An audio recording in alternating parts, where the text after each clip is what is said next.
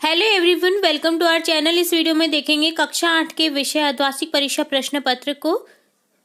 आपके जो एग्जाम होने वाले हैं 13 दिसंबर से अर्धवार्षिक परीक्षा, तो हम यहाँ आपके कक्षा 8 से रिलेट जो आपका पेपर है एसएसटी सामाजिक विज्ञान का पेपर है अर्धवार्षिक परीक्षा प्रश्न, तो वही लेकर आए हैं जिसमें पूर्णांक आपके रहेंगे 42 नंबर।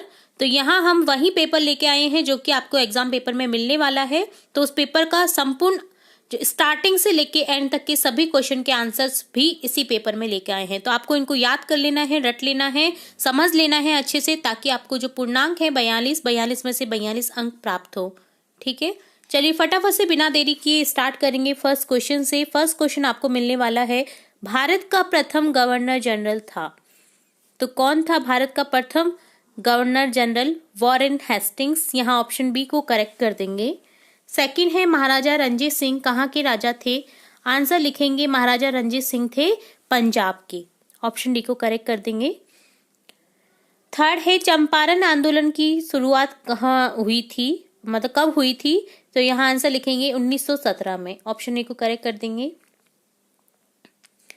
फोर्थ है, मध्य प्रदेश में घुमंतु खेती को कहा जाता है, क्या कहा जाता है? झूम कृषि।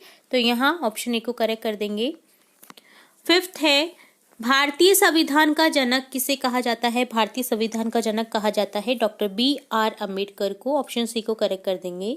सिक्स्थ है, जनता द्वारा चुने गए लोकसभा के प्रतिनिधियों को कहा जाता है, क्या कहा जाता है? सांसद। तो यहाँ लिख देंगे ऑप्शन बी को करेक्ट कर देंगे, सांसद। निम्न में से कौन सा नवीकरणीय संसाधन है? 7th क्वेश्चन है आपका। तो नवीकरणीय संसाधन यहाँ है सौर ऊर्जा। ऑप्शन सी को करेक्ट कर देंगे। 8th है, कौन सी ग्रह को जल ग्रह कहते हैं? पृथ्वी को। तो यहाँ आंसर करेक्ट कर देंगे, पृथ्वी। 9th क्वेश्चन है, जलियांवाला बाग हत्याकांड कहाँ हुआ था? तो यहाँ आंसर लिख देंगे ऑप्शन ए, अमृतसर। 10th है, प्राणियों और पक्षियों के व्यापार प्रतिबंध की सूची कौन सी संस्था बनाती है? तो यहाँ आंसर करेक्ट हो जाएगा ऑप्शन बी, CITES। नेक्स्ट आपको मिलने वाला है, सारणी में दिए गए शब्दों में से उचित शब्द का चयन करते हुए रिक्त स्थानों की पूर्ति कीजिए। यहाँ आपको सारणी में कुछ शब्द दिए गए हैं जिनके नीचे रिक्त स्थान दिए गए हैं। इन रिक्त स्थानों में उचित शब्द को फिल करके इन्हें पूरा करना है। 11th है, मराठा शक्ति को सर्वप्रथम शिवाजी ने संगठित किया। तो जो मराठा शक्ति है उसे सर्वप्रथम शिवाजी ने संगठित किया था। 12 है, राजस्थान में सर्वाधिक उपलब्ध खनिज रिक्त स्थान है, यहाँ आ जाएगा रॉक फॉस्फेट। राजस्थान में सर्वाधिक उपलब्ध खनिज रॉक फॉस्फेट है। 13 है, रिक्त स्थान का केवलादेव घना राष्ट्रीय पक्षी विहार एक भौगोलिक पर्यटक स्थल है। तो यहाँ लिख देंगे भरतपुर का केवलादेव घना राष्ट्रीय पक्षी विहार। घना राष्ट्रीय पक्षी विहार जो केवलादेव है वो आपका कहाँ स्थित है? भरतपुर में। 14 है, हैदर अली और टीपू सुल्तान रिक्त स्थान के शासक थे, कहाँ के शासक थे? मैसूर के। तो यहाँ लिख देंगे हैदर अली और टीपू सुल्तान मैसूर के शासक थे। 15 है, रिक्त स्थान से कम उम्र के बच्चों को मजदूरी पर रखना अपराध है। तो यहाँ लिख देंगे 14 वर्ष से कम उम्र के बच्चों को मजदूरी पर रखना अपराध है। मजदूरी करनी भी नहीं चाहिए और न करवानी चाहिए 14 वर्ष से कम उम्र के बच्चों से। सत्य असत्य कथन की पहचान कीजिए। यहाँ आपको कुछ कथन दिए जाएंगे जिनमें आपको बताना है कौन सा कथन सत्य है, कौन सा असत्य है। 16 है, जेम्स मिल ने भारतीय इतिहास को हिंदू मुस्लिम ईसाई 3 कालखंडों में बांट दिया था। तो ये बात गलत है, तो यहाँ लिख देंगे असत्य। 17 है, आंध्र प्रदेश का लबाड़िया समुदाय गाय भैंस के झुंड पालता था, ये सत्य है, तो यहाँ सत्य लिख देंगे। भारतीय संविधान अपने नागरिकों को मौलिक अधिकार का आश्वासन देता है, तो यहाँ असत्य लिख देंगे। 19 है, हमारा देश 26 जनवरी 1950 को आजाद हुआ। तो जी नहीं, ये भी असत्य है, 26 जनवरी को नहीं हुआ था, 15 अगस्त को हुआ था हमारा देश आजाद। 20 है, राजस्थान में 1857 ईस्वी की क्रांति का शुभारंभ 28 मई को हुआ। तो यहाँ यह बात भी सत्य है, तो यहाँ लिख देंगे सत्य है। नेक्स्ट है दिए गए प्रश्नों के उत्तर दीजिए। यहाँ आपको कुछ क्वेश्चन पूछे जाएंगे जिनके आपको आंसर करने हैं। 21 क्वेश्चन है। यूरोपीय व्यापारिक कंपनियां भारत की तरफ क्यों आकर्षित हो रही थी? तो यहाँ आंसर लिख देंगे यूरोपीय व्यापारिक कंपनियां भारत की तरफ इसलिए आकर्षित हो रही थी क्योंकि यूरोप में भारत के कपड़े जैसे सूती, रेशम और गर्म मसालों की बहुत ज्यादा मांग थी। इस प्रकार वे खूब फायदा कमा सकते थे। 22 क्वेश्चन है। भारतीय संविधान में उल्लेखित मौलिक अधिकारों से क्या आशय है? संविधान में उन अधिकारों को सूचीबद्ध किया गया जिन्हें सुरक्षा देनी थी, उन्हें मौलिक अधिकारों की संज्ञा दी गई। 23 क्वेश्चन है। रोलेट एक्ट क्या था? तो आंसर लिखेंगे मार्च 1919 में रोलेट एक्ट में भारत में राज कर रही ब्रिटिश सरकार द्वारा भारत में उभर रहे राष्ट्रीय आंदोलन को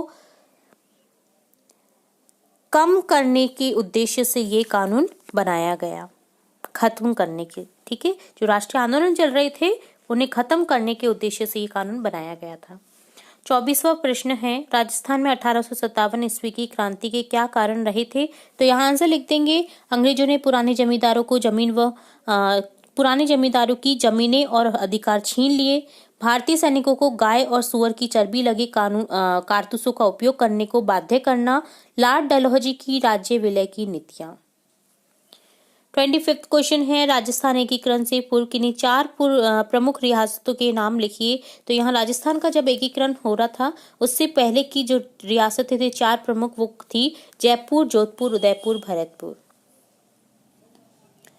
26वां प्रश्न है। अनवीकरणीय संसाधन क्या है? आंसर लिखेंगे वे संसाधन होते हैं जिनके भंडार में प्राकृतिक प्रक्रियाओं द्वारा पुनर्स्थापन नहीं होता रहता है। यह संसाधन मानवीय क्रियाओं द्वारा समाप्त हो जाते हैं तथा पुनर्निर्माण होने में करोड़ों वर्ष की अवधि लेते हैं। तो वे क्या कहलाते हैं? अनवीकरणीय संसाधन, जैसे पेट्रोल, डीजल। तो ये जो है पुराने समय से बनते आ रहे हैं, करोड़ों वर्षों से ये टाइम लेते हैं बनने में, जब जाकर कि हमें मिल रहे हैं कुएं जो होते हैं तेल के कुएं वहां से। तो ये संसाधन तुरंत से नहीं बन सकते हैं। तो ये कौन से संसाधन होते हैं? अनवीकरणीय संसाधन।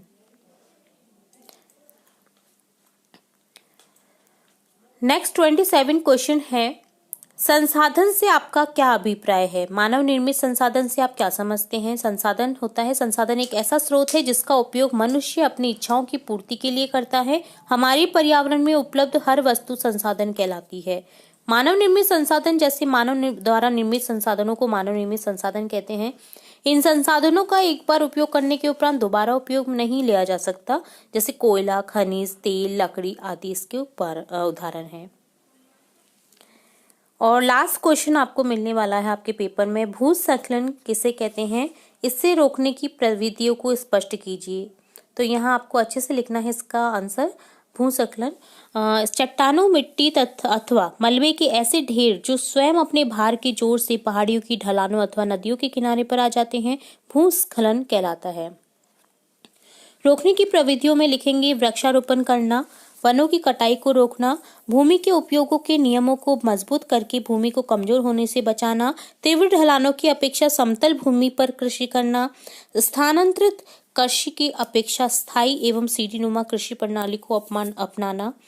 5th लिखेंगे ज्वालामुखी व भूकंप से प्रभावित क्षेत्रों में वृक्षारोपण करना व खनन उत्खनन क्रिया न करना, भूमि के महत्व के प्रति लोगों को जागरूक करना। तो इससे भूस्खलन से बचा जा सकता है। ठीक है, तो ये था आपके अर्धवार्षिक परीक्षा पेपर SST का क्लास 8 के लिए। तो उम्मीद है आपको पूरा पेपर समझ आया होगा। और आपको फिर से मैं दोबारा याद दिला देती हूँ कि यही आपको पेपर अपने एग्जाम में मिलने वाला है, इसलिए आपको अच्छे से लर्न कर लेना है इस पेपर को। और आपके जो आने वाली एग्जाम है उसके लिए स्कूल राजधौरी की तरफ से बेस्ट ऑफ लक। आपको बहुत बहुत हमारी तरफ से शुभकामनाएं आपकी आने वाले एग्जाम्स के लिए। उम्मीद है आपके एग्जाम्स बहुत अच्छी हों और हमारे द्वारा लाए गए पेपर से आपको काफ़ी हेल्प मिले अपनी क्लास में टॉप करने का।